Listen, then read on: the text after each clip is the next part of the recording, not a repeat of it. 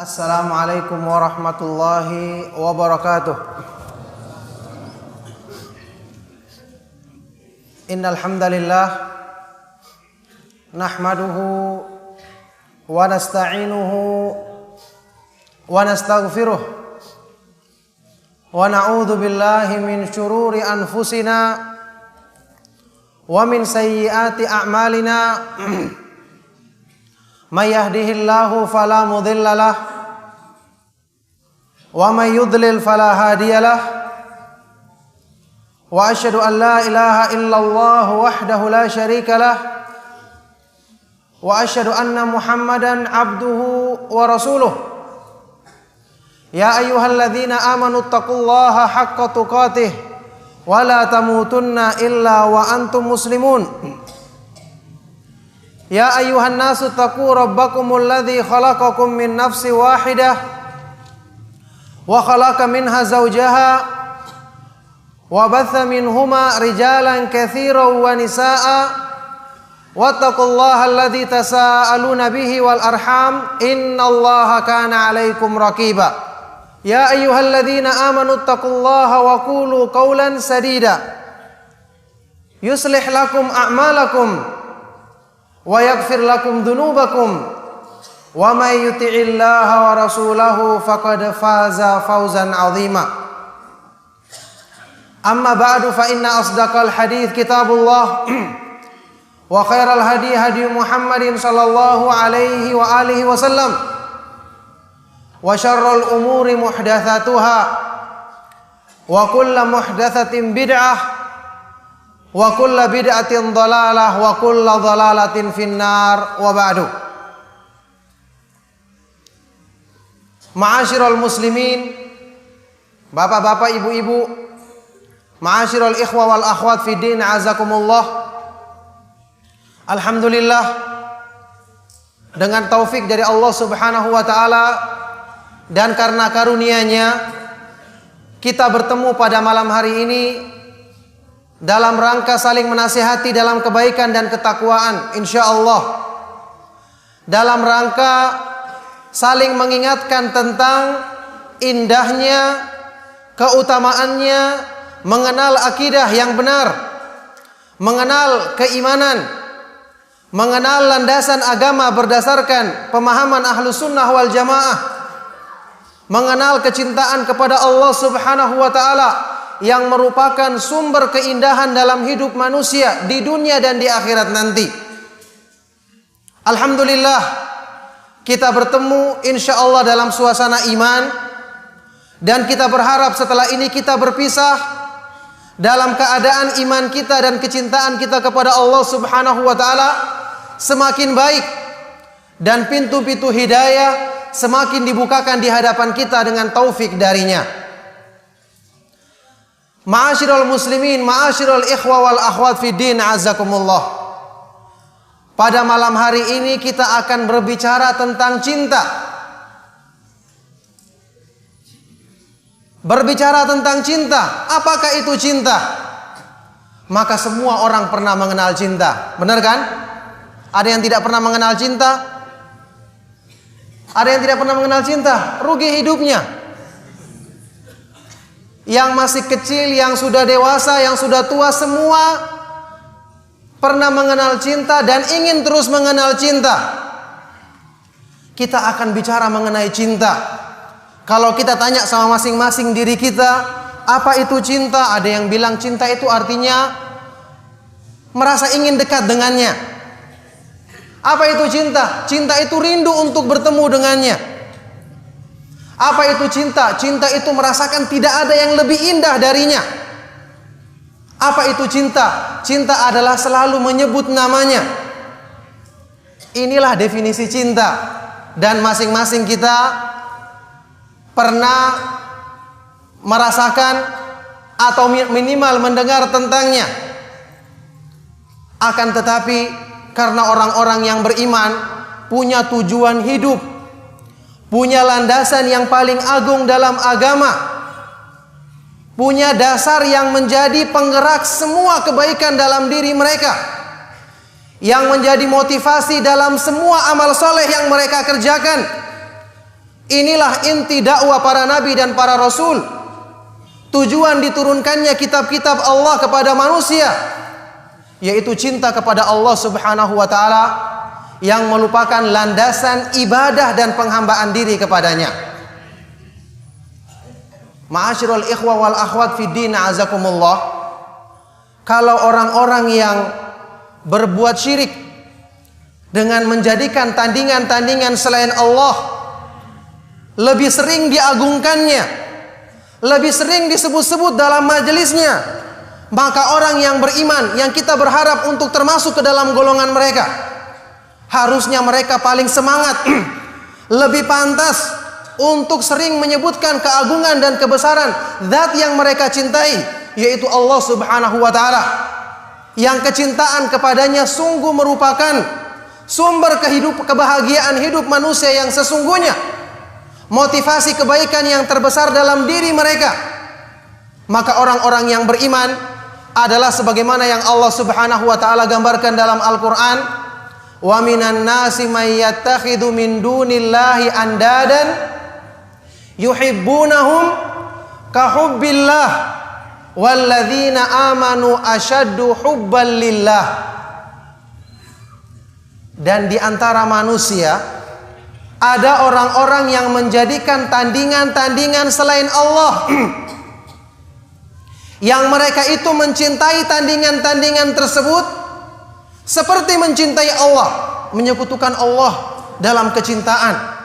Mereka mencintai sembahan-sembahan selain Allah yang tidak bisa memberikan manfaat atau madarat bagi diri mereka, tidak pernah berbuat kebaikan untuk mereka, tidak menciptakan mereka, tidak memberikan rezeki kepada mereka, tidak bisa mencegah kemadaratan dari diri mereka. Kenapa mereka mencintai sembahan-sembahan tersebut sama dengan mencintai Allah? Jawabannya karena mereka tidak mengenal Allah, tidak mengenal kesempurnaan nama-nama dan sifat-sifatnya, tidak mengenal nikmat dan indahnya cinta kepada Allah, yang semoga Allah Subhanahu wa taala anugerahkan semua ini kepada kita. Walladzina amanu asyaddu hubban lillah. Dan orang-orang yang beriman lebih berat, lebih besar, lebih kuat kecintaan mereka kepada Allah Subhanahu wa taala. Nah, oleh karena itu, ma'asyiral ikhwah wal akhwat fi din, azakumullah, kita belajar bagaimana merasakan indahnya cinta kepada Allah yang alhamdulillah sebab-sebabnya Allah turunkan secara sempurna dalam agamanya, dalam petunjuk yang diturunkannya dalam ayat-ayat Al-Quran dan dalam hadis-hadis yang sahih dari Nabi Sallallahu Alaihi Wasallam. Bahkan dalam penciptaan alam semesta, bahkan dalam tanda-tanda kebesaran Allah dalam diri manusia, semua terdapat sebab-sebab, dalil-dalil yang menuntun orang-orang yang beriman untuk meraih kecintaan kepada Allah Subhanahu wa taala. Ma'asyiral muslimin rahimakumullah, cinta kepada Allah, kita ketahui ini adalah sumber kebaikan, landasan Islam yang paling utama. Bahkan ibadah dan penghambaan diri kepada Allah tidak akan berarti jika tidak dilandasi cinta kepada Allah Subhanahu wa taala. Untuk tujuan yang agung inilah Allah Subhanahu wa taala menjadikan mayoritas isi petunjuknya adalah penjelasan tentang sebab-sebab untuk meraih cinta kepadanya, yaitu dengan mengenal keindahan nama-namanya dan kesempurnaan sifat-sifatnya. Syekhul Islam Ibnu Taimiyah rahimahullah taala mengatakan, wal Qur'anu fihi min dzikri asma'illahi wa sifatihi wa af'alihi aktsaru mimma fihi min dzikril akli wa syurbi wan nikahi fil jannah wal ayatul mutadamminatu li dzikril asma'i was sifati a'zamu qadran min ayatil ma'ad. Di dalam Al-Qur'an penjelasan tentang keindahan nama-nama Allah, kesempurnaan sifat-sifat dan perbuatannya lebih banyak daripada penjelasan tentang hal-hal yang berhubungan dengan iman kepada hari kemudian. Padahal ini sangat penting.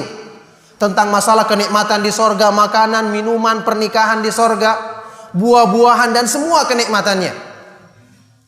Dan ayat-ayat yang menjelaskan tentang nama-nama dan sifat-sifat Allah, yang dengan ini Allah perkenalkan dirinya kepada semua makhluknya, lebih agung kedudukannya, lebih tinggi nilainya, lebih besar pengaruhnya terhadap keimanan dibandingkan dengan ayat-ayat yang menjelaskan tentang hari kemudian. Ini menggambarkan apa? Al-Quran, kalau kita pelajari dengan benar, maka mestinya kecintaan kita kepada Allah Subhanahu wa Ta'ala semakin tumbuh, semakin sempurna, semakin bertambah dengan semakin kita mempelajari petunjuk Allah dan petunjuk Rasulnya Shallallahu Alaihi Wasallam. Makanya Ahlus Sunnah wal Jamaah meyakini dalam keyakinan, akidah, pemahaman nama-nama dan sifat-sifat Allah, keyakinan yang lurus dan benar bahwa apa yang Allah sifatkan bagi dirinya dalam ayat-ayat Al-Quran dan hadis-hadis yang sahih dari Nabi Shallallahu Alaihi Wasallam itu sangat-sangat cukup untuk kita mengenal Allah dengan pengenalan yang sebenarnya, yang dengan itu akan membawa kita untuk meraih kecintaan kepada Allah Subhanahu wa Ta'ala. Makanya kita punya keyakinan. Imam Ahmad bin Hanbal rahimahullah ta'ala mengatakan, la nasifullaha illa bima wasafa bihi nafsahu wa ma wasafahu bihi rasuluhu sallallahu alaihi wasallam, la natajawazul qur'ana wal hadith. Kita tidak boleh mensifati Allah kecuali dengan apa yang Allah sifatkan dirinya dalam ayat-ayat Al-Quran dan hadis-hadis yang sahih dari Nabi Sallallahu Alaihi Wasallam. Kita tidak boleh melampaui Al-Quran dan hadis. Apa makna ucapan Imam Ahlus Sunnah ini?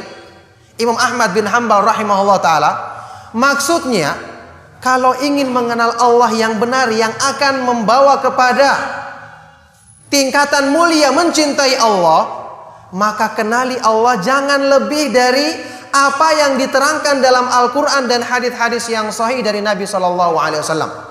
Jangan melampauinya, dan yakin setiap kali yang tidak diterangkan dalam Al-Quran dan Sunnah, maka itu tidak dibutuhkan dalam keimanan.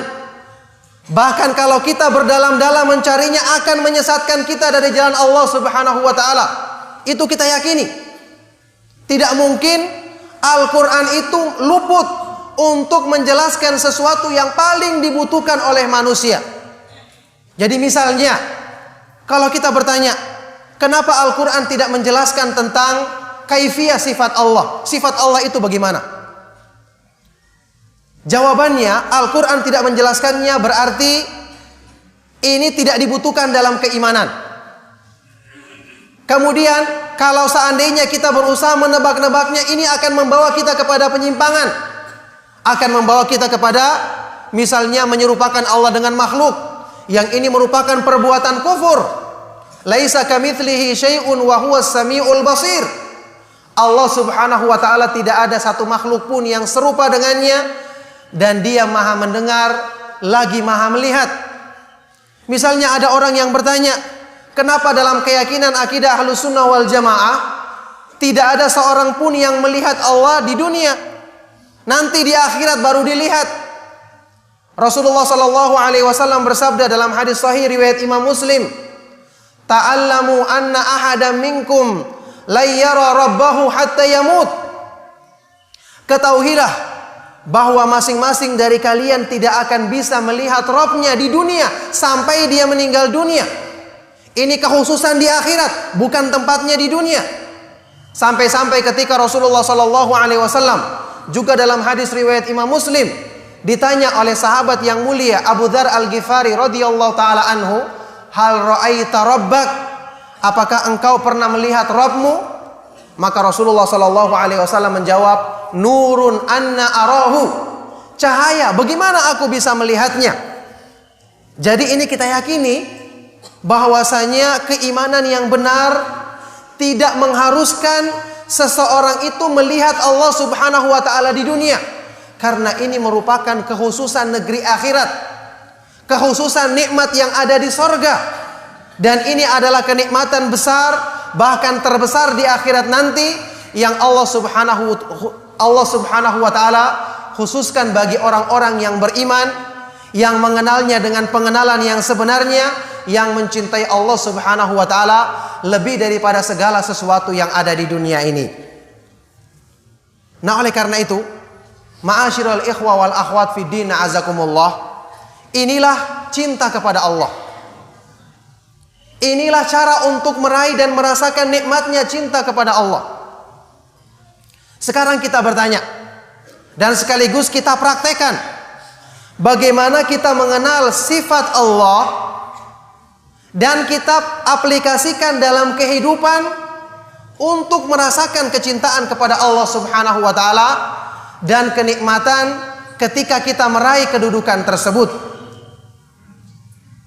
Ada yang akan pertanyaan yang akan timbul, sebagaimana kita bahas tadi,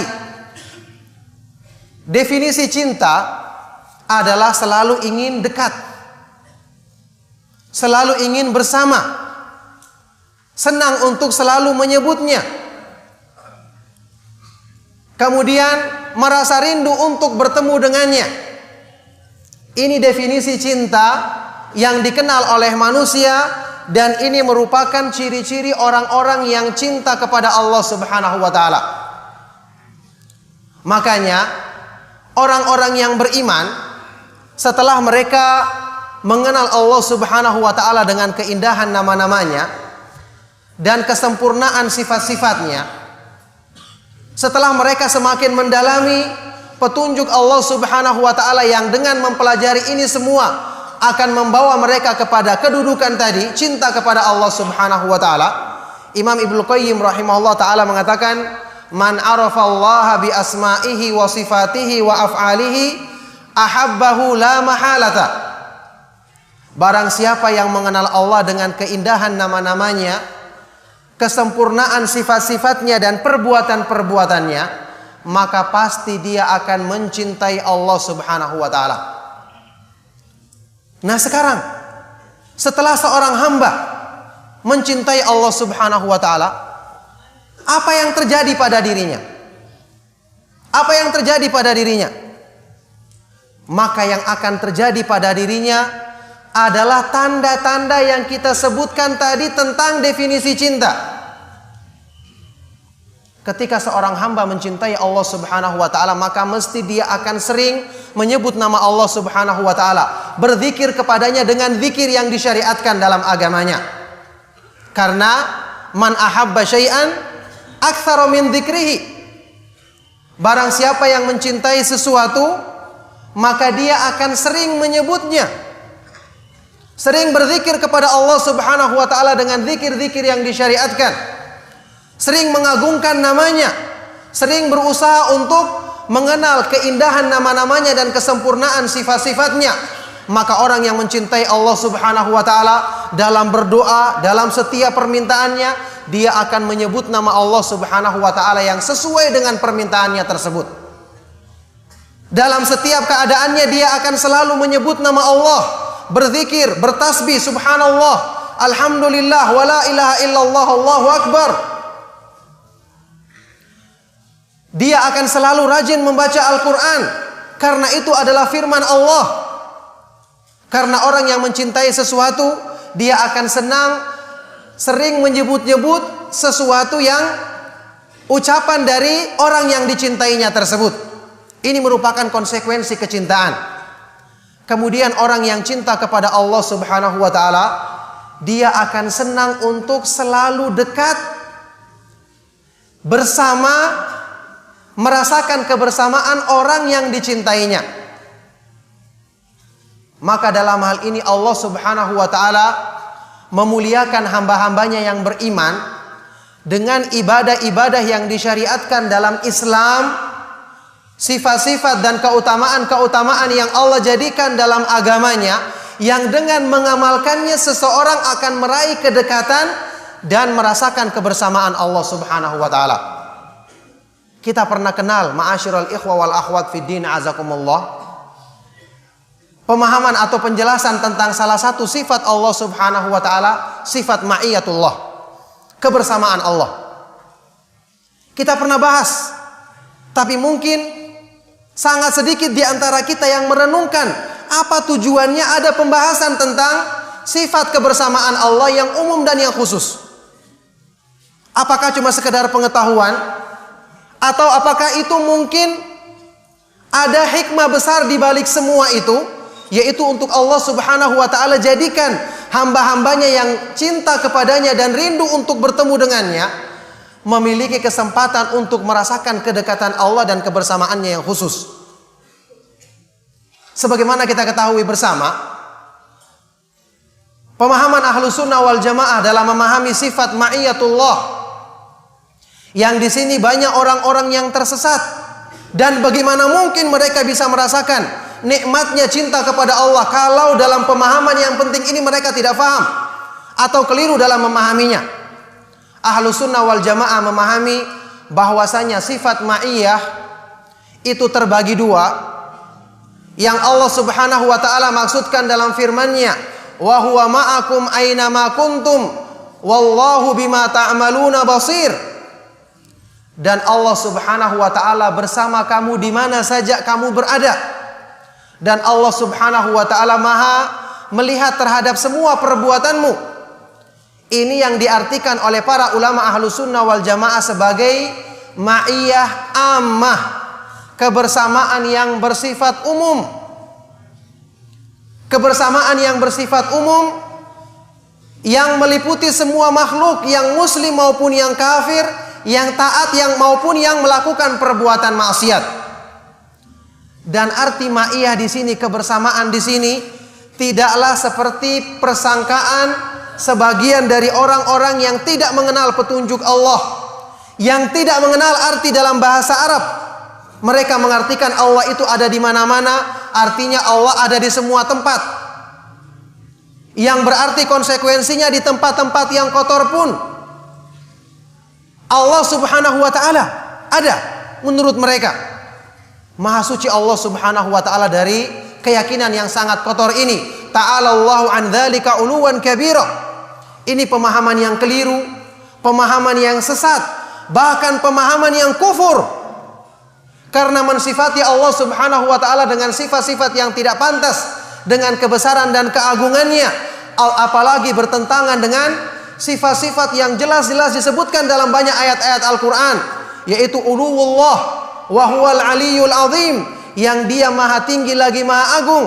Sifat istiwa alal arsh, beristiwanya Allah Subhanahu wa taala di atas arsy-Nya, tinggi di atas arsy-Nya, yang disebutkan dalam sekian banyak ayat-ayat Al-Quran. Ar-Rahmanu alal arsy istawa, Allah yang maha pemurah, tinggi di atas arsy-Nya, dan ayat-ayat yang sekian banyak yang menunjukkan hal ini.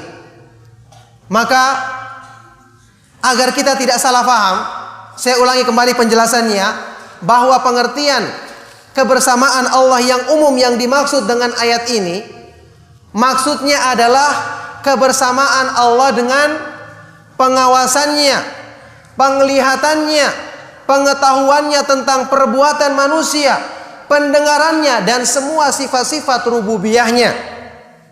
Mengatur, menciptakan, mengawasi, maha mengetahui perbuatan mereka dan semuanya.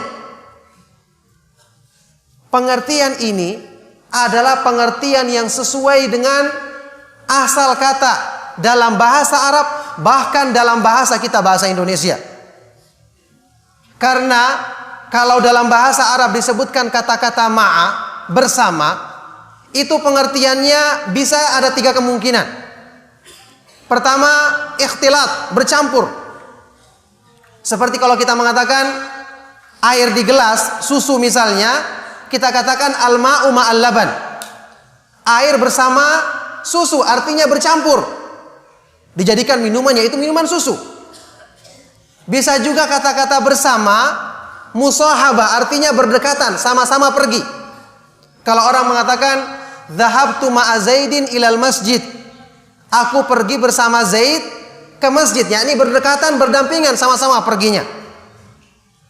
Kemudian ada pengertian yang ketiga yang tidak menunjukkan 2 pengertian tadi. Yang penting ada yang bersama, ada yang beserta, maka itu dikatakan bersama dalam bahasa Arab.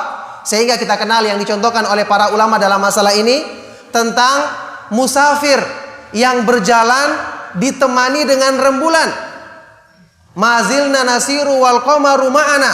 Kami selalu berjalan, tidak putus-putus berjalan, di malam hari pun kami berjalan, dan bulan menyertai kami, bulan bersama kami. Tidak ada yang memahami bahwasanya bulannya turun jalan di samping mereka. Menakutkan, lari semua orang yang melihatnya. Maksudnya bersama di sini adalah apa? Bersama cahayanya. Jadi kebersamaan cahaya bulan yang menyinari mereka ketika mereka berjalan di malam hari, ini adalah pengertian bersama menurut bahasa Arab. Bahkan saya katakan tadi menurut bahasa Indonesia. Coba antum perhatikan, kalau orang mengadakan khutbah Idul Fitri misalnya, penceramah mengatakan pada hari ini kaum muslimin di Indonesia bersama-sama melaksanakan sholat Id. Apakah mereka ngumpul semua di satu lapangan atau masing-masing di lapangannya sendiri-sendiri? Apa jawabannya?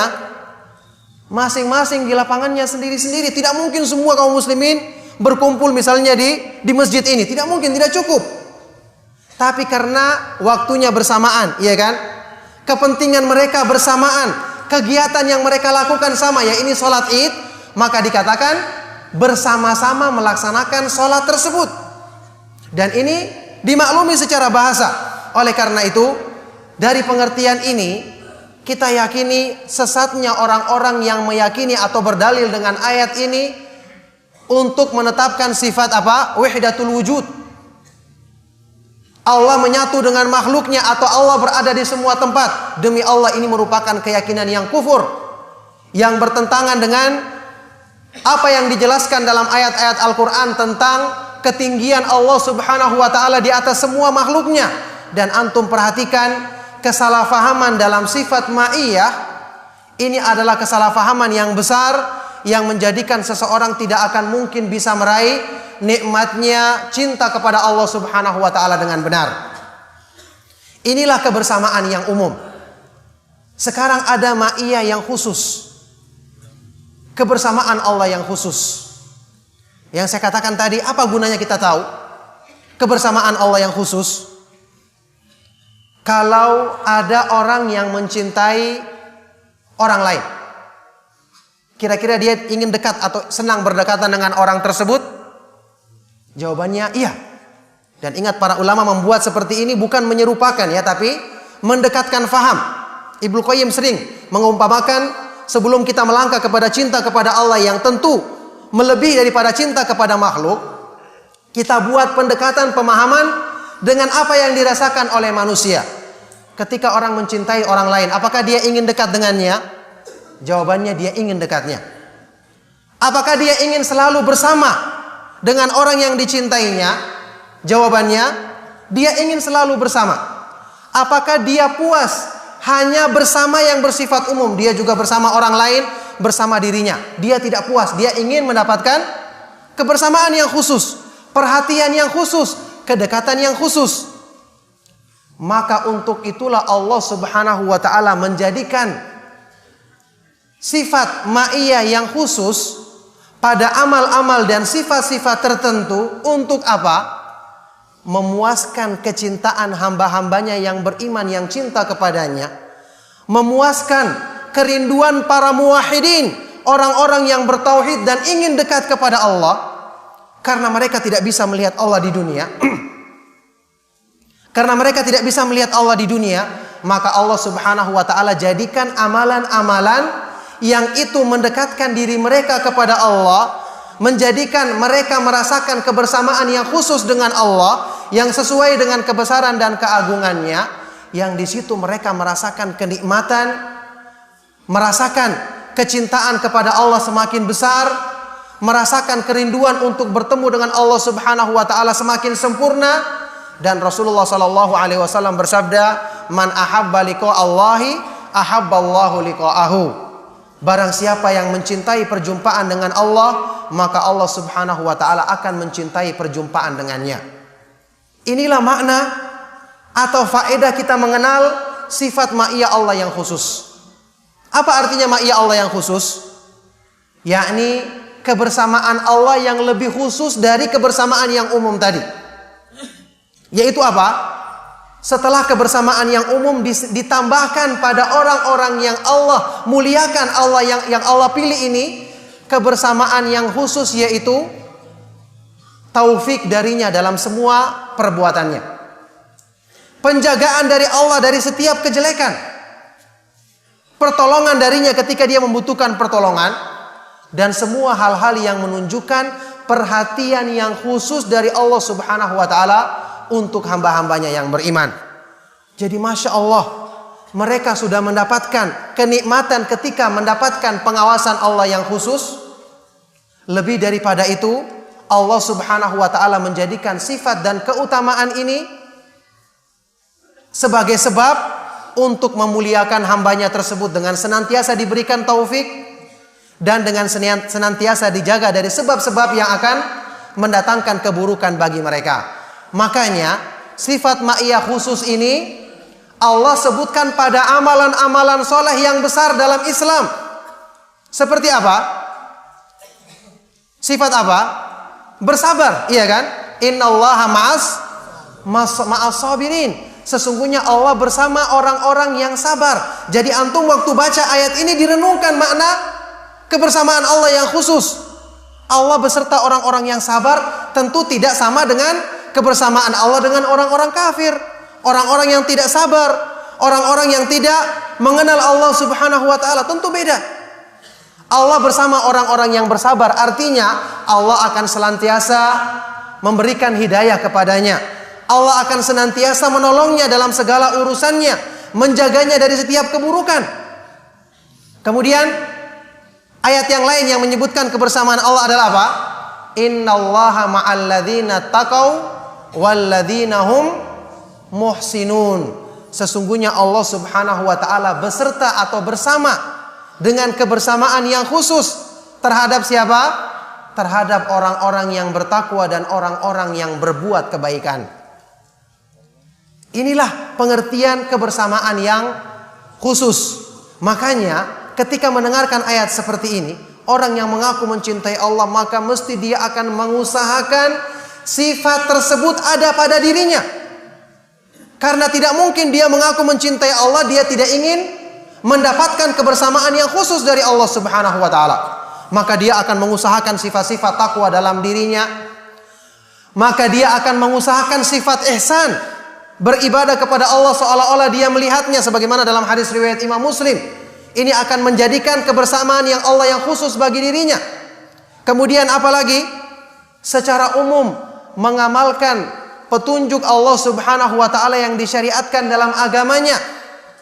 Ini akan menjadikan kebersamaan Allah yang khusus, sebagaimana ditunjukkan dalam hadis yang terkenal, yakni hadis wali. Hadis wali yang disebutkan dalam Sahih Bukhari, hadis kursi, yakni Allah Subhanahu wa ta'ala berfirman, yang hadis ini insyaallah kita kenal semua. Man adali waliyan faqad adzantuhu bil harbi. Barang siapa yang memusuhi kekasihku, orang yang dicintai oleh Allah Subhanahu wa ta'ala, maka sungguh aku telah menyatakan peperangan, permusuhan terhadapnya.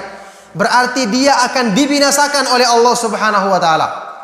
Wa ma taqarraba ilayya 'abdi bi syai'in ahabba ilayya mimma aftaradtuhu alaihi. Dan tidaklah seorang hamba mendekatkan diri kepadaku dengan satu amalan yang lebih aku cintai. Ingat, ini mendatangkan kecintaan Allah. Ini menjadikan kebersamaan yang Allah yang khusus akan diberikan kepada hamba ini. Tidaklah seorang hamba mendekatkan diri kepadaku dengan satu amalan yang lebih aku cintai daripada apa yang aku wajibkan baginya. Jadi menyempurnakan amalan yang wajib dengan mempelajarinya, menghadiri majelis-majelis ilmu agar bisa memahaminya, kemudian mengamalkannya dengan benar sesuai dengan petunjuk Allah dan petunjuk Rasulnya Shallallahu Alaihi Wasallam. Wala yazalu abdi yataqarrabu ilayya bin nawafili hatta uhibbahu. Dan senantiasa hambaku mendekatkan diri kepadaku dengan amal-amal yang apa? Amal-amal yang sunnah, amal-amal yang bersifat anjuran, tidak wajib. tapi dianjurkan dan dicintai oleh Allah, maka dengan ini aku pun mencintainya. Menyempurnakan kewajiban, menambah dengan amal-amalan sunnah, ini sebab untuk menjadi wali Allah. Maka semua orang yang beriman dan taat kepada Allah, dia adalah wali Allah. Meskipun jelas tingkatan wali mereka berbeda-beda sesuai dengan tingkatan keimanan dan ketakwaan mereka. Semakin sempurna dia memahami petunjuk Allah yang wajib, kemudian mengamalkannya, dan amalan-amalan yang sunnah, maka semakin sempurna pula derajat kewaliannya di sisi Allah Subhanahu wa ta'ala. Setelah itu apa? Setelah dia menjadi wali Allah, apa yang disebutkan dalam hadis ini? Inilah ma'iyah yang khusus. Allah berfirman, "Fa idza ahbabtuhu kuntu sam'ahu alladhi yasma'u bihi wa basarahu alladhi yubsiru bihi wa yaduhu allati yabtishu biha wa rijlahu allati yamshi biha wa la in sa'alani la u'tiyannahu wa la in ista'adzani la u'idhannahu." Inilah ma'iyah yang khusus. Kalau aku telah mencintai hambaku, apa yang terjadi? Maka aku akan selalu membimbingnya dalam pendengarannya, penglihatannya, perbuatan tangannya, dan langkah kakinya.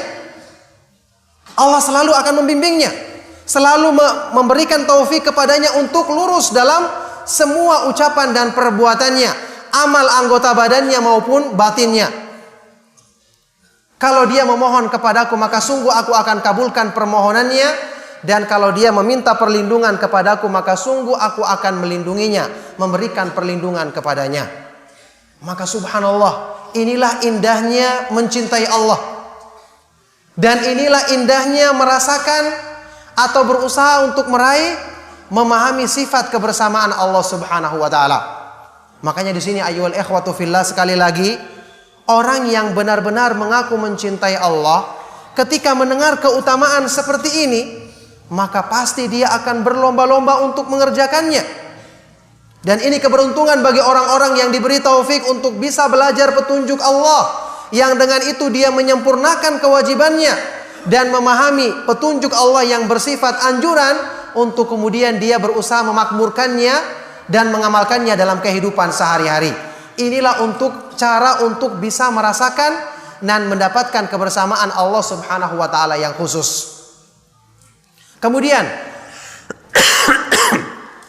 ma'asyiral ikhwa wal akhwat fi din, azakumullah.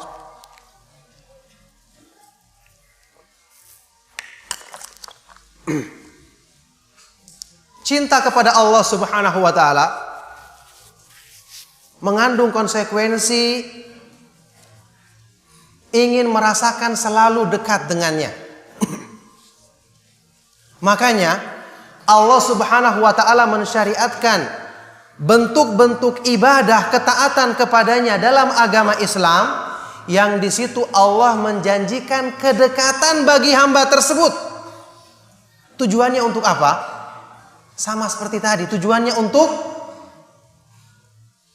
menghilangkan dahaga kerinduan hamba-hamba Allah yang beriman, orang-orang yang bertauhid, yang mengenal keindahan nama-nama dan sifat-sifatnya, untuk merasakan kedekatan dengan zat yang mereka paling cintai, lebih cintai daripada segala sesuatu yang ada di dunia ini, yaitu Allah Subhanahu wa ta'ala.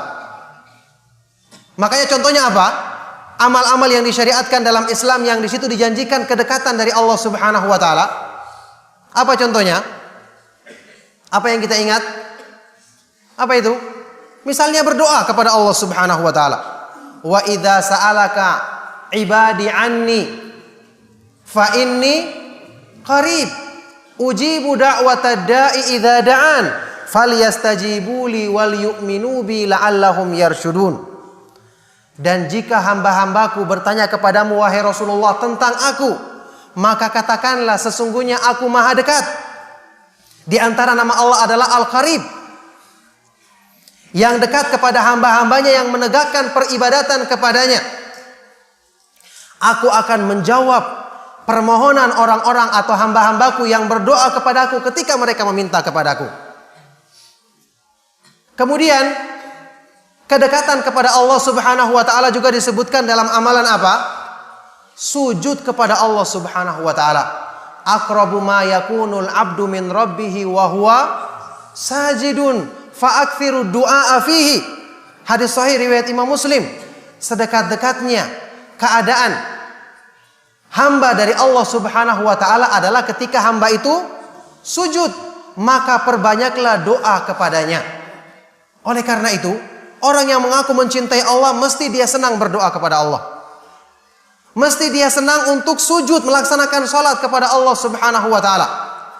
Dan di sini perlu kita pahami, juga termasuk yang kita pelajari dalam akidah asma wa sifat menurut pemahaman Ahlus Sunnah wal Jamaah sehubungan dengan sifat qurbullah, maha dekatnya Allah, yang kita harus fahami sesuai dengan kebesaran dan keagungannya, yakni Allah Subhanahu wa taala maha dekat tidak seperti dekatnya makhluk.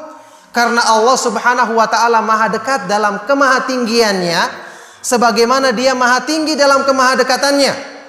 Tidak bertentangan dua sifat tersebut, karena sifat-sifat Allah tidak sama dengan sifat-sifat makhluknya. Walam yakun lahu kufuwan ahad. Tidak ada satu makhluk pun yang serupa dengannya, yang setara dengannya. Jadi Allah itu maha dekat, tapi dia sekaligus maha tinggi. Karena sifat-sifat Allah tidak sama dengan sifat makhluk. Dan perlu kita fahami di sini bahwa sifat qurbullah, maha dekatnya Allah, itu cuma ada yang bersifat khusus. Beda dengan sifat ma'iyah.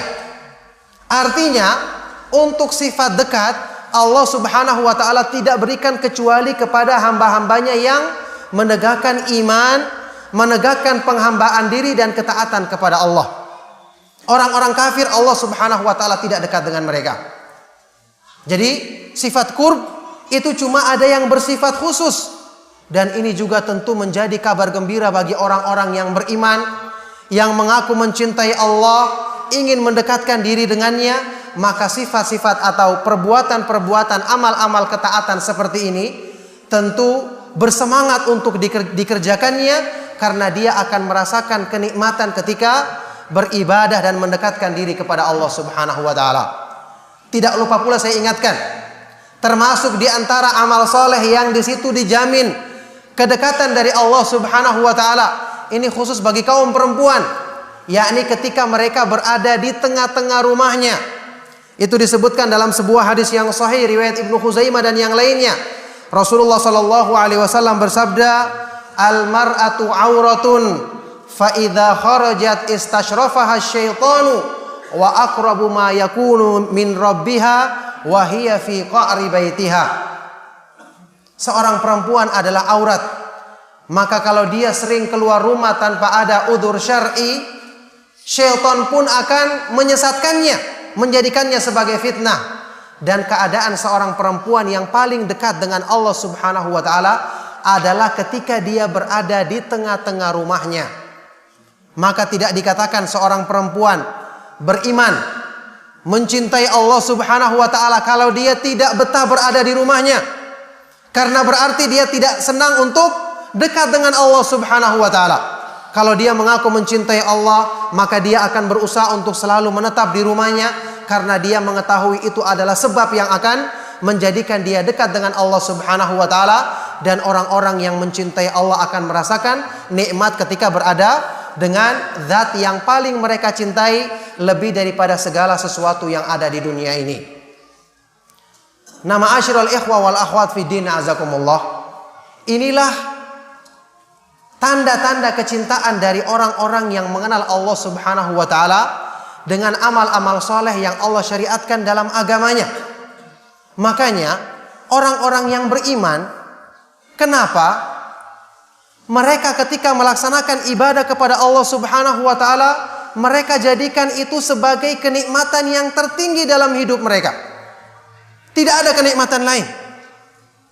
Karena cinta kepada Allah Subhanahu wa taala memang ini adalah satu-satunya sebab yang menjadikan hati manusia itu hidup dan merasakan kebahagiaan yang sesungguhnya. Saya pernah nukilkan di kajian ini maupun di kajian yang lainnya ucapan yang terkenal dari salah seorang ulama ahlu sunnah yang dinukil oleh Imam Ibnu Qayyim rahimahullah ta'ala. Ulama ini mengatakan, masakinu ahli dunia kharaju minha wa lam yudriku aladza ma fiha.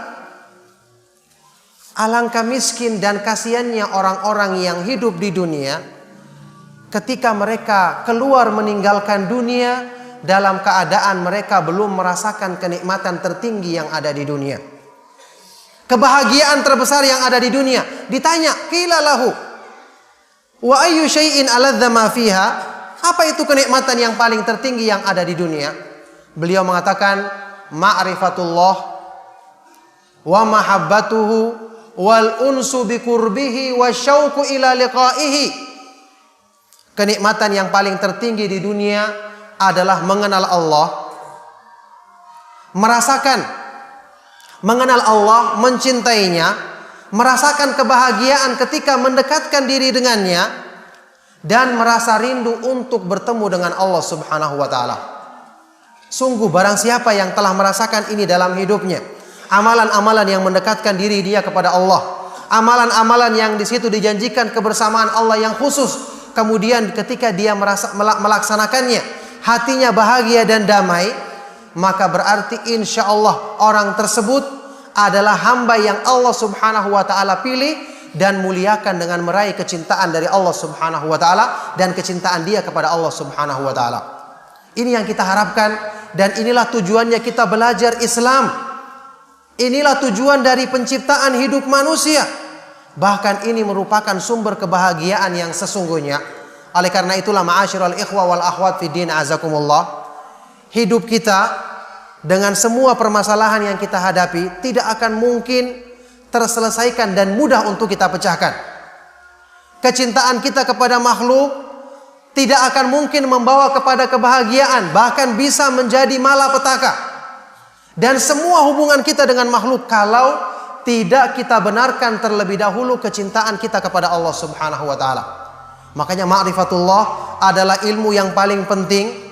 Mengenal kesempurnaan nama-nama dan sifat-sifat Allah, ilmu yang paling utama, landasan Islam yang paling harus kita mulai untuk kita benahi sebelum yang lainnya kita benahi.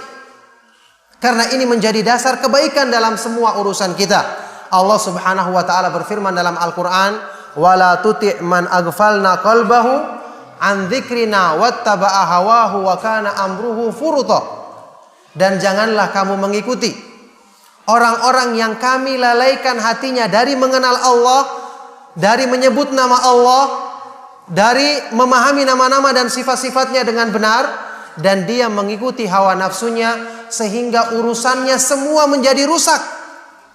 Hubungannya dengan manusia semua berbalik menjadi malapetaka bagi dirinya. Ibnu Qayyim rahimahullah ta'ala mengungkapkan hal ini dalam sebuah ucapannya yang indah yang beliau sebutkan dalam kitabnya Al-Wabilus Shayyib minal Kalimit Thayyib. Beliau mengatakan, walaqad qadallahu qada'an la yuraddu wa la yudfa, anna man ahabba syai'an siwahu udhiba bihi, wa man ishtaghala bi syai'in ghairihi kana syu'man alaihi, wa man athara ghairahu alaihi lam yubarak fihi, wa man khafa ghairahu sullita alaihi, wa man arda ghairahu bi sakhatihi askhatahu alaihi wala buddha. Sungguh Allah Subhanahu wa ta'ala telah menetapkan ketentuan yang tidak mungkin ditolak dan tidak mungkin disanggah, tidak mungkin ditentang. Apa itu? Barang siapa yang mencintai sesuatu selain Allah dan bukan karena Allah, maka kecintaannya tersebut akan menjadi azab dan malapetaka bagi dirinya. Jadi kalau kecintaan kepada Allah tidak benar, maka semua kecintaan kepada selainnya akan menjadi malapetaka dan azab. Barang siapa yang takut kepada selainnya, maka sesuatu itu akan menguasai, menundukkan dirinya, memperbudak dirinya. Wa man ishtaghala bi ghairihi, dan barang siapa yang menyibukkan diri dengan selain Allah, maka itu akan menjadi sumber kesialan untuknya. Kemudian barang siapa yang mendahulukan, mengutamakan sesuatu selain Allah, maka Allah tidak akan memberkahi sesuatu yang diutamakannya itu. Dan yang terakhir, barang siapa yang mencari keridhaan manusia dengan kemurkaannya, maka Allah Subhanahu wa ta'ala akan menjadikan manusia itu murka kepadanya, dan ini mesti terjadi. Nah, oleh karena itu, ma'asyiral ikhwa wal akhwat fid din azakumullah, berbahagia dan beruntunglah orang-orang yang diberi taufik oleh Allah Subhanahu wa taala untuk belajar akidah yang benar, untuk belajar tauhid, untuk memiliki kesempatan mempelajari indahnya nama-nama Allah Subhanahu wa taala dan kesempurnaan sifat-sifatnya. Karena dengan ini keutamaan-keutamaan dan kemuliaan-kemuliaan di sisi Allah Subhanahu wa taala kita akan dapatkan dengan sempurna, dan dengan ini permasalahan-permasalahan yang kita hadapi dalam kehidupan, kesulitan-kesulitan yang kita alami dalam urusan kita sehari-hari akan mudah kita selesaikan dengan kita mendekatkan diri kepada Allah Subhanahu wa taala dan beribadah dengan benar kepadanya. Nah, oleh karena itulah ma'asyiral ikhwa wal akhwat fid din azakumullah, di sini para ulama menjelaskan tentang makna sabda Nabi SAW dalam hadis yang kita kenal, riwayat Imam An-Nasa'i dengan sanad yang sahih. Sewaktu Rasulullah SAW bersabda, "Wa ju'ilat qurratu aini fis shalah." Dijadikan kesejukan bagi hatiku, penenang bagi jiwaku ketika aku melaksanakan salat. Ini bagi orang yang tidak mencintai Allah, tidak mengenal Allah, tidak akan mungkin bisa merasakannya. Imam Ibnu Katsir rahimahullah ta'ala dalam tafsirnya, sewaktu beliau menjelaskan tentang makna firman Allah Subhanahu wa ta'ala, qad aflahal mu'minun alladzina hum fi salatihim khashi'un. Sungguh beruntunglah orang-orang yang beriman, yang mereka itu adalah orang-orang yang khusyuk tunduk kepada Allah dalam salatnya. Yang mereka itulah orang-orang yang tunduk atau khusyuk kepada Allah dalam salatnya. Beliau menafsirkan ayat ini setelah menjelaskan tentang definisi khusyuk, kemudian beliau menghubungkannya dengan hadis tadi. Orang yang bisa merasakan kenikmatan dalam sholatnya, penyejuk pandangan matanya, penyejuk jiwanya dalam sholat, adalah orang-orang yang khusyuk kepada Allah Subhanahu wa ta'ala. Kenapa? Karena orang-orang yang khusyuk kepada Allah Subhanahu wa ta'ala adalah orang-orang yang pikirannya, jiwa dan raganya terpusat kepada Allah. Karena saat-saat sholat adalah saat-saat bertemu dengan Allah, yang itu merupakan saat-saat yang dirindukan oleh orang yang beriman dan mencintai Allah Subhanahu wa ta'ala. Coba perhatikan sabda Nabi SAW dalam hadis yang sahih riwayat Imam Ahmad. "Idza qama ahadukum ila sholati fa innahu yunaji rabbahu falyanzur ahadukum bima yunajihi." Jika salah seorang dari kalian berdiri melaksanakan sholat, maka sungguh pada saat itu dia sedang bermunajat, berbisik-bisik, berkomunikasi dengan Allah. Maka hendaknya masing-masing dari kalian melihat bagaimana ketika dia bermunajat dengan Allah Subhanahu wa ta'ala. Hadis ini kalau didengar orang-orang yang tidak mengenal iman, tidak mengenal arti salat yang sebenarnya, biasa saja. Apa artinya bertemu dengan Allah? Bermunajat dengan Allah. Tetapi orang-orang yang beriman, ketika dia bertemu Allah, yang itu merupakan saat-saat bertemu dengan kekasih yang paling mereka cintai lebih dari segala sesuatu yang ada di dunia ini.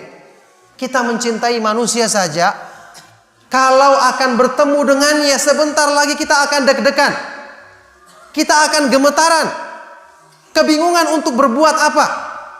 Apalagi kita bertemu Allah Subhanahu wa ta'ala yang segala keindahan ada padanya, segala kebaikan adalah darinya, segala kemuliaan adalah karunia-Nya. Bagaimana perasaannya orang-orang yang bertemu Allah Subhanahu wa ta'ala seperti ini? Makanya khusyuk dalam ibadah, apalagi dalam sholat, ini merupakan sebab yang besar untuk bisa meraih kenikmatan dalam sholat. Dan khusyuk yang paling utama diraih dengan mengenal kesempurnaan nama-nama dan sifat-sifat Allah Subhanahu wa ta'ala. Insya Allah pada kajian besok di Mataram saya akan menjelaskan tentang masalah cara atau kiat untuk meraih khusyuk dalam ibadah. Yang inti dan paling utamanya adalah mengenal Allah Subhanahu wa ta'ala. Karena diterangkan oleh Imam Ibnu Rajab Al-Hambali rahimahullah ta'ala, orang yang mengenal Allah, semua sifat-sifat kesempurnaannya, maka dia akan bisa meraih khusyuk dari banyak sebab, sesuai dengan sifat yang hadir dalam hatinya pada saat itu, yang akan menjadi sebab untuk dia tunduk kepada Allah Subhanahu wa taala. Jadi khusyuk kepada Allah bukan cuma dari satu sisi diraih. Misalnya begini, orang yang mengenal Allah, ketika hatinya sedang merenungkan kebaikan-kebaikan yang Allah Subhanahu wa taala, nikmat yang Allah limpahkan bagi dirinya, sementara dia kurang dalam mensyukuri nikmat tersebut. Ketika dia sholat, maka dia sholat dalam keadaan malu menghadap Allah. Kira-kira orang yang sholat ketika malu menghadap Allah, apa yang terjadi? Dia akan khusyuk, dia akan tunduk kepada Allah, karena dia malu kalau menghadap Allah kemudian tidak dengan khusyuk, padahal Allah yang selama ini selalu melimpahkan kebaikan lahir dan baik untuknya. Sisi lain, kalau dia sedang banyak mengingat azab Allah, kemahakuasaannya untuk mengadab manusia, untuk menyesatkan siapa yang dikehendakinya, mencabut hidayah darinya, ketika ini yang mendominasi perasaannya, dia sholat, maka dia akan meraih khusyuk dari sisi ketakutannya. Dia takut kalau dia berpaling, Allah akan mencabut hidayah darinya, Allah akan berpaling darinya dan menurunkan kemurkaannya kepadanya. Ini menjadikan dia khusyuk dari sisi ini. Sebaliknya, ada lagi orang yang ketiga.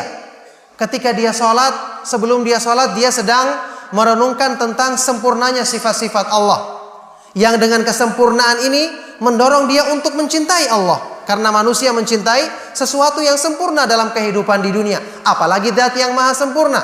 Ketika dia beribadah kepada Allah, dia akan khusyuk karena dia menghadap zat yang dicintainya dan dia rindu untuk bertemu dengannya.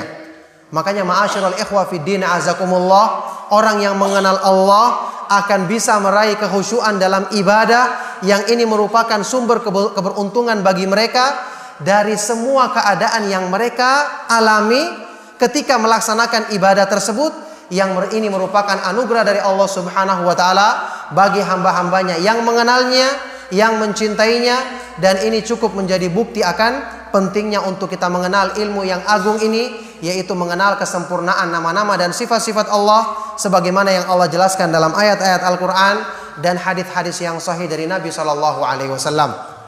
Maka ma'asyiral ikhwa wal akhwat fid din azakumullah, maka kurang lebih demikian yang ingin Anda sampaikan pada malam hari ini.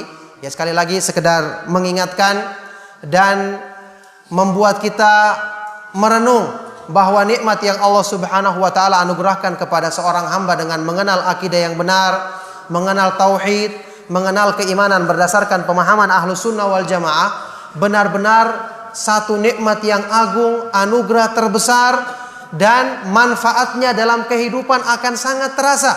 Oleh karena itu kita bersyukur kepada Allah Subhanahu wa taala, yang dengan bersyukur akan ditambahkan, disempurnakan nikmat tersebut, dan kita manfaatkan dengan sebaik-baiknya untuk semakin rajin mempelajari petunjuk Allah dan petunjuk Rasulnya Shallallahu Alaihi Wasallam berdasarkan pemahaman Ahlus Sunnah wal Jamaah, dan berusaha untuk menjauhkan diri dan menasihati orang-orang yang salah faham dalam masalah yang penting ini, memahami kesempurnaan nama-nama dan sifat-sifat Allah Subhanahu wa taala, serta berdoa kepada Allah agar kita mendapatkan manfaat yang sempurna dengan memahami dan mengamalkan petunjuknya.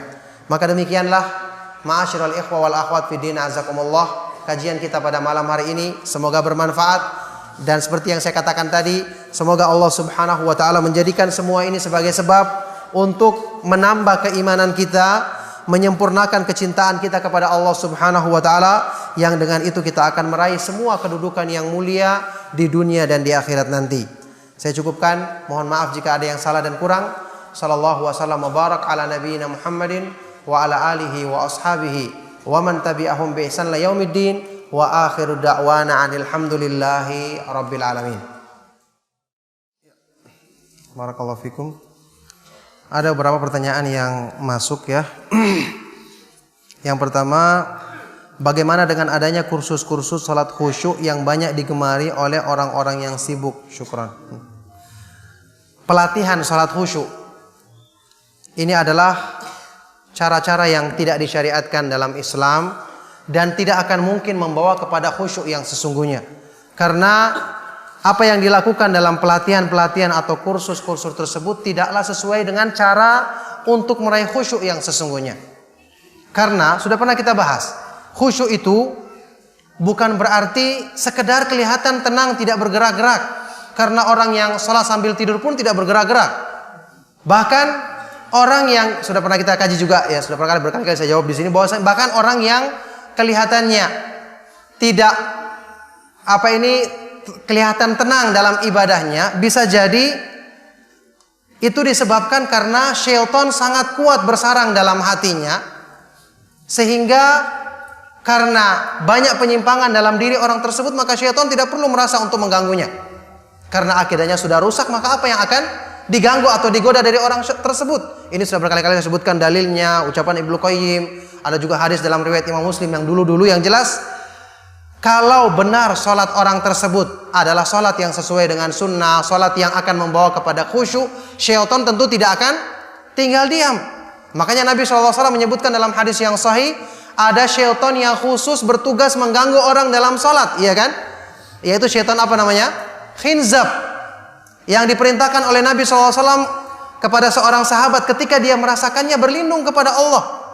Jadi tidak dikatakan sholat yang khusyuk itu syaitan tidak bisa mengganggunya, tidak mungkin. Justru semakin dekat dia kepada Allah, syaitan semakin berusaha untuk menghalanginya. Tapi dengan pertolongan dari Allah, hamba tersebut berusaha untuk menghindari godaan syaitan. Makanya kursus-kursus seperti ini tidak sesuai dengan syariat. Cara-cara yang mereka ajarkan tidak benar. Bukan dengan cara mengenal Allah, bukan juga dengan cara mengenal sholat yang sesuai dengan sunnah Nabi SAW. Karena sholat yang paling khusyuk kita yakin adalah sholatnya Rasulullah SAW, yang paling benar dan paling khusyuk, yang paling sesuai dengan petunjuk Allah. Makanya kursus-kursus seperti ini tidak akan membawa kepada kebaikan, apalagi didapatkan dengan cara praktis, ya, yang tentu tidak dengan dasar yang benar, yang dikatakan oleh para ulama, malam yutkinil usul hurimal wusul, ya. Barang siapa yang tidak kokoh dalam landasannya, maka tidak akan mungkin dia sampai. Kalau dalam pemahaman asma wa sifat saja mereka tidak kenal, bagaimana mungkin akan sampai kepada kedudukan yang mulia, salat yang khusyuk? Maka ini tidak akan dicapai dengan cara-cara seperti ini, tapi cara yang sesuai syariat adalah berdoa kepada Allah, kemudian mengenal kebesarannya serta mengikuti salat yang dicontohkan oleh Nabi kita Nabi Muhammad SAW. Apa hubungan antara ma'iyatullah dengan ihsan? Apakah kedua hal ini mempunyai makna yang sama? Maknanya dekat, tapi tidak dikatakan sama persis. Pengertian ihsan yang kita ketahui dalam hadis sahih riwayat Imam Muslim, anta budallaha ka'annaka tarahu fa illam takun tarahu fa innahu yarak. Kamu beribadah kepada Allah seolah-olah kamu melihatnya. Kalau kamu tidak bisa melihatnya, maka sungguh Allah Maha melihatmu, mengawasi perbuatanmu. Diterangkan oleh Imam Ibnu Qayyim, ucapan Nabi SAW tentang makna ihsan ini menghimpun semua amalan hati yang paling besar sampai yang paling kecil. Orang yang beribadah kepada Allah dengan ihsan, tadi sebenarnya saya mau jelaskan juga karena waktu tidak cukup, itu adalah orang yang beribadah kepada Allah Subhanahu wa taala dengan kecintaan yang sesungguhnya. Dan inilah yang akan membuat mereka meraih khusyuk dalam ibadah. Coba antum bayangkan, orang yang mengenal Allah, mengenal kesempurnaannya, mengenal keindahan nama-nama dan sifat-sifatnya, sehingga mereka mencintai Allah. Ketika dia beribadah kepada Allah seolah-olah melihatnya, kira-kira apa yang terjadi? Kalau merasa dekat saja, merasakan kebersamaan yang khusus saja, sudah merupakan kenikmatan besar, apalagi kalau bisa seolah-olah melihatnya. Tentu ini lebih tinggi lagi kedudukannya. Makanya ihsan merupakan tingkatan yang paling tinggi dalam agama. Kedudukan yang kedua yaitu fa illam takun tarahu fa innahu yarak. Kalau kamu tidak bisa melihatnya, maka sungguh dia Maha melihatmu. Ini yang berhubungan dengan muraqabatullah, merasakan pengawasannya, merasakan kebersamaannya dan sifat-sifat kemuliaan lainnya yang tentu ini merupakan keutamaan dan dirasakan manfaatnya oleh orang-orang yang beriman dan mencintai Allah Subhanahu wa taala dengan benar. Mungkinkah dikatakan orang yang cinta kepada Allah sedang dia orang yang rajin bermaksiat? Waliyadzubillah. Andai kata dikatakan orang cinta kepada Allah, mengapa cintanya tersebut tidak bisa menghalanginya dari maksiat kepada Allah?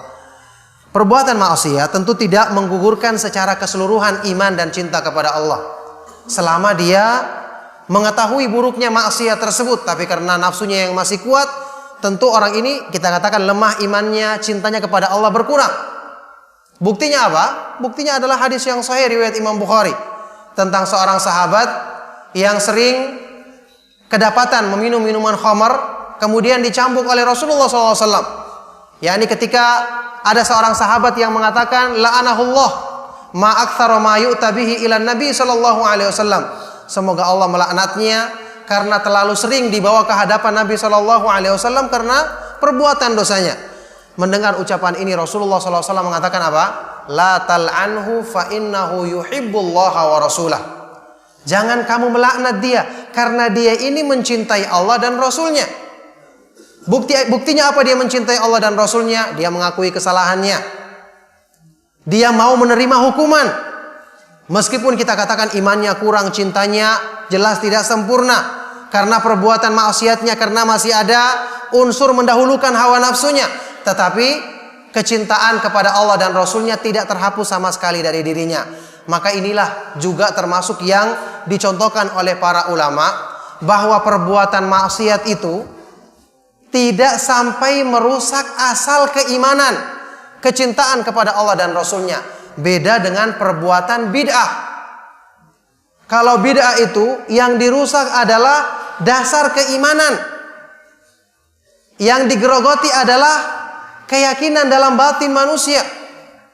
Makanya meskipun mereka menampilkan perbuatan yang baik seperti orang-orang Khawarij, tapi keyakinan mereka rusak. Oleh karena itu Rasulullah SAW membolehkan kepada pemerintah kaum muslimin untuk membunuh orang-orang Khawarij. Bukan perorangan, tapi pemerintah kaum muslimin. Kayak pemerintah kita misalnya membunuh orang-orang yang membuat kerusakan, membuat teror, meskipun dengan atas nama agama. Kalau mereka melakukan sebab-sebab yang menimbulkan kekacauan, teror, membunuh orang yang tidak berdosa dan seterusnya, ini diperbolehkan. Karena keyakinan mereka yang rusak ini membawa kepada banyak keburukan. Mudah membunuh orang, mengkafirkan orang, memvonis orang halal darahnya. Makanya Rasulullah SAW menyebut tentang orang-orang Khawarij yang secara penampilan zahir ibadahnya luar biasa. Apa kata Nabi SAW? Fa idza laqitumuhum faqtuluhum fa inna fi qatlihim ajran liman qatalahum indallahi yaumal qiyamah. Kalau kamu jumpai mereka maka bunuhlah mereka, karena orang yang membunuh mereka akan mendapatkan pahala di sisi Allah Subhanahu wa taala pada hari kiamat. Nah, ini bukti bahwasanya apa? Perbuatan-perbuatan yang menyangkut kesalahpahaman dalam agama ini bisa merusak keyakinan dan mengikis kecintaan kepada Allah Subhanahu wa taala dan Rasulnya. Wal iyadu billah. Adapun perbuatan maksiat meskipun buruk dan jelas mengurangi keimanan, yang harusnya kita tinggalkan dan bertobat kepada Allah Subhanahu wa taala, tapi tidak sampai merusak landasan keimanan.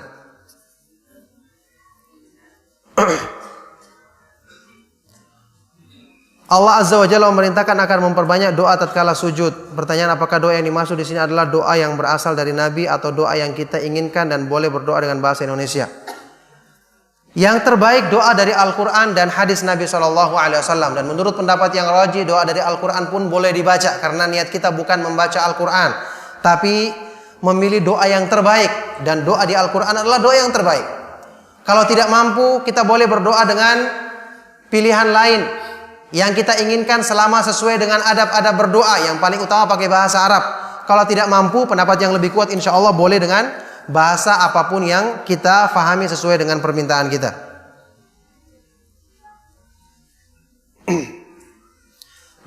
Di kalangan ahli tasawuf tentang ilmu mengenal diri dan mengenal Allah, hadis ini disebutkan sebagai hadis kursi. Man arafa nafsahu faqad arafa rabbahu. Hadis ini adalah hadis palsu. Hadis ini adalah hadis palsu dan bahkan tidak ada asalnya dari Nabi Shallallahu Alaihi Wasallam. Tidak ada asalnya dari Nabi Shallallahu Alaihi Wasallam. Barang siapa yang mengenal dirinya maka sungguh dia telah mengenal Rabbnya. Para ulama mendudukan makna hadis ini seandainya benar, tidak seperti yang mereka pahami. Orang yang mengenal dirinya berarti telah mengenal Allah, berarti dirinya adalah Allah. Ini keyakinan yang kufur, mengeluarkan seorang dari Islam, membatalkan keislaman. Na'udzubillahi min dzalik, karena menyamakan Allah Subhanahu wa taala dengan makhluk yang penuh dengan kekurangan. Ini jelas-jelas bertentangan dengan dasar keislaman seorang muslim.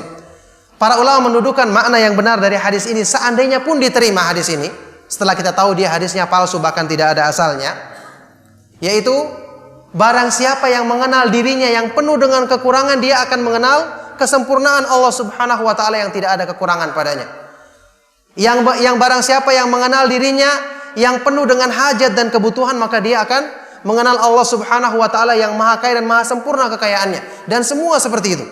Ini makna yang benar dari hadis tadi kalau kita terima seandainya itu adalah benar-benar bersumber dari Nabi Shallallahu Alaihi Wasallam.